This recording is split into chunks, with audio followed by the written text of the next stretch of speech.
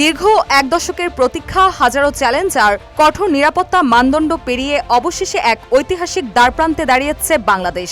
রূপপুরে প্রথমবারের মতো ইউরেনিয়াম লোডিংয়ের মধ্য দিয়ে শুরু হতে যাচ্ছে দেশের ইতিহাসে নতুন এক অধ্যায়, যা বদলে দিতে পারে জ্বালানি খাতের পুরো চিত্র। পাবনার রূপপুরে নির্মিত দেশের প্রথম পারমাণবিক বিদ্যুৎ কেন্দ্র এক দশকের নির্বিচ্ছিন্ন অবকাঠামো নির্মাণ ও জটিল কারিগরি ধাপ পেরিয়ে অবশেষে মিলেছে বহুল প্রতীক্ষিত কমিশনিং লাইসেন্স। ২৮ এপ্রিল পাবনার রূপপুর পারমাণবিক বিদ্যুৎ কেন্দ্রের প্রথম ইউনিটে আনুষ্ঠানিকভাবে ইউরেনিয়াম লোডিং কার্যক্রম শুরু হতে যাচ্ছে। এর মধ্য দিয়ে শুরু হবে পরীক্ষামূলক বিদ্যুৎ উৎপাদনের প্রক্রিয়া।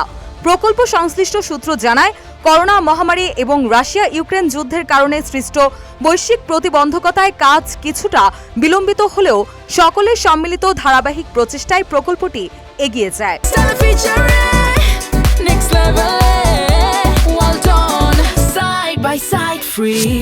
এর আগে গত ১৬ এপ্রিল আন্তর্জাতিক পরমাণু শক্তি সংস্থার কঠোর নজরদারি এবং নিরাপত্তা মানদণ্ড পূরণ করায় রূপপুর কর্তৃপক্ষকে চুল্লিতে জ্বালানি প্রবেশের লাইসেন্স প্রদান করা হয়।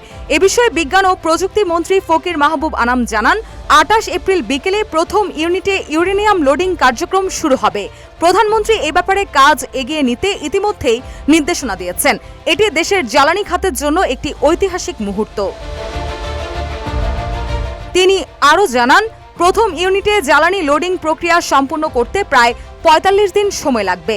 এছাড়া সবকিছু পরিকল্পনা অনুযায়ী চললে আগামী জুলাই বা আগস্ট মাসের মধ্যেই জাতীয় গ্রিডে পরীক্ষামূলকভাবে অন্তত ৩০০ মেগাওয়াট বিদ্যুৎ যুক্ত করা সম্ভব হবে।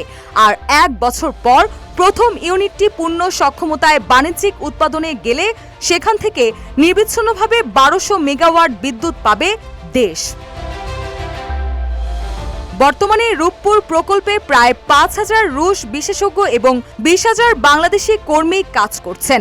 তবে ধাপে ধাপে এই কেন্দ্রের পূর্ণ পরিচালনার দায়িত্ব দেশীয় বিশেষজ্ঞদের হাতে তুলে দেওয়ার পরিকল্পনা রয়েছে কর্তৃপক্ষের। রুশা সুর, নিউজ ডেস্ক, ইত্তেফাক।